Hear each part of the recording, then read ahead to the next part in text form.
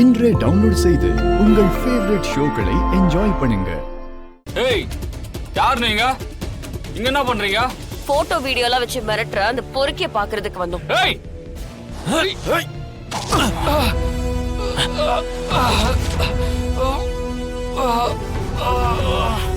CP sir, ரொம்ப time எடுத்துக்காம சீக்கிரம் முடிச்சிட்டு வாங்க.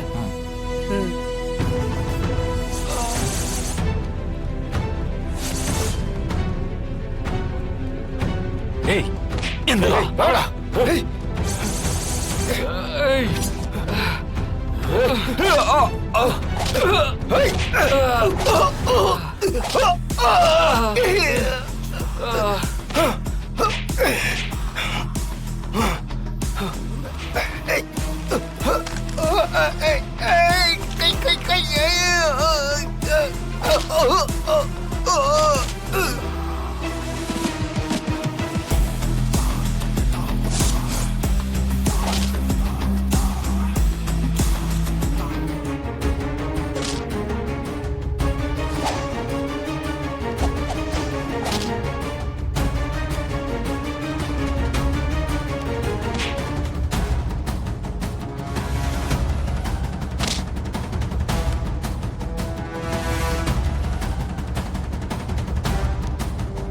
ரொம்ப வலிக்குது இல்ல?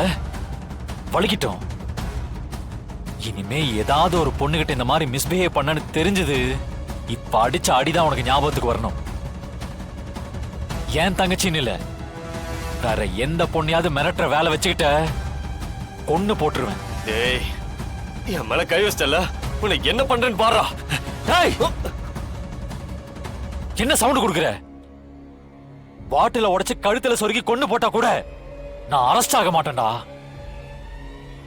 அப்படியே ஆனாலும் ஈஸியா வெளியே வந்துருவேன். பாக்குறியா? பாக்குறியாடா? சரி, விட்டுருங்க. இனிமே இப்படி பண்ண மாட்டேன். விட்டுருங்க.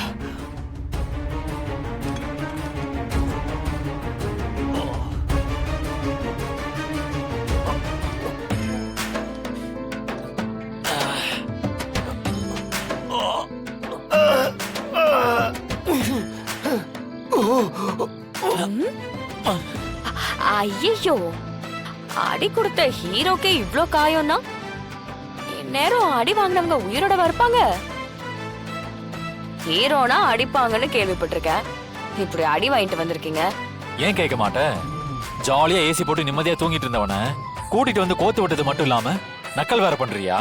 நானா உங்களை கோர்த்து விட்டேன்? நீங்க தான் நாங்க எங்க போறோம்னு இன்வெஸ்டிகேஷன் பண்றதுக்காக எங்களை ஃபாலோ பண்ணி வந்து மாட்டிக்கிட்டீங்க.